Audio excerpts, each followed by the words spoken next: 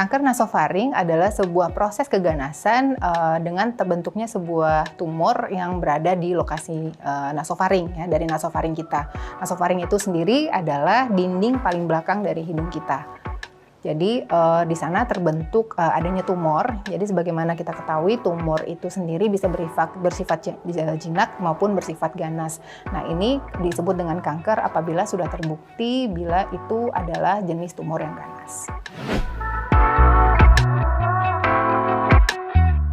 Kalau untuk penyebab pasti terjadinya kanker, sekarang kita belum ada penelitian. Namun faktor resikonya yang paling tinggi pada kasus kanker nasofaring adalah karena merokok, kemudian adanya konsumsi ikan asin, ya, di situ ada zat yang bersifat karsinogenik yang bisa memicu pertumbuhan kanker.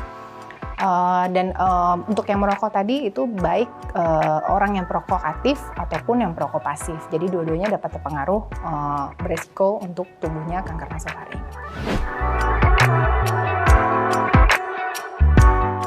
Jadi untuk gejala sendiri, ya, namanya tumor itu dia pertamanya kan akan tumbuh ukurannya kecil, ya.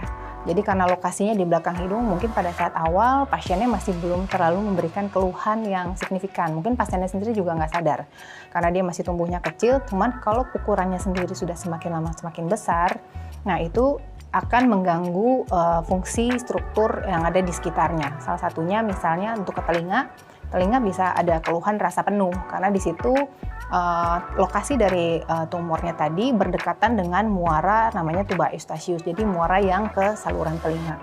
Jadi pasiennya bisa mengeluh adanya keluhan telinga terasa penuh. Kemudian apabila agak cukup besar juga pasiennya juga akan mengeluhkan adanya lendir yang keluar dari hidung dan itu biasanya bercampur darah. Jadi lendirnya ini bukan seperti perdarahan aktif, ya, kayak orang mimisan seperti biasa, namun sering mengeluarkan lendir atau ingus tadi yang bercampur dengan darah.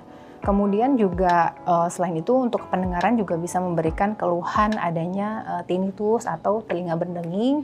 Untuk stadium yang lanjut lagi, pasiennya karena ukuran membesar pasti sudah ada rasa tersumbat pada daerah hidung dan sesuai dengan perjalanan penyakitnya dia juga akan bisa menyebar, bisa sampai ada mengeluhkan adanya benjolan di leher. Kemudian juga untuk yang fase yang lebih lanjut lagi bisa menyebar ke area yang lain.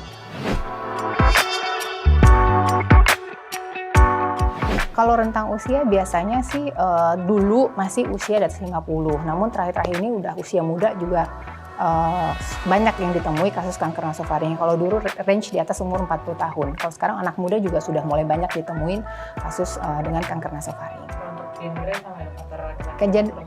Kalau misalnya perbandingan antara perempuan dan laki-laki, maka itu lebih sering ditemui pada laki-laki, ya. Jadi karena faktor sering merokok tadi, jadi meningkatkan resiko laki-laki yang lebih banyak terpapar untuk kanker nasofaring. Yang penting kalau misalnya kanker itu prinsipnya kan memang tidak bisa 100% dibilang sembuh dari kanker. Jadi kita lebih menyatakannya sebagai kankernya terkontrol. Jadi setelah pasien yang mengidap kanker itu sudah diterapi berbagai macam, harus tetap follow up, itu ada yang 1 tahun, 5 tahun, 10 tahun, dan seterusnya. Nah itu akan dievaluasi, kalau misalnya ternyata dia bersih dari kanker, berarti ya dia bebas dari kanker gitu. Jadi tidak dinyatakan dengan angka kesembuhan. Nah, kalau misalnya sudah terkena kanker, jadi sebenarnya prinsipnya adalah semakin cepat diketahui atau didiagnosis, itu tentunya untuk perbaikannya atau kedepannya prognosisnya itu akan menjadi lebih baik.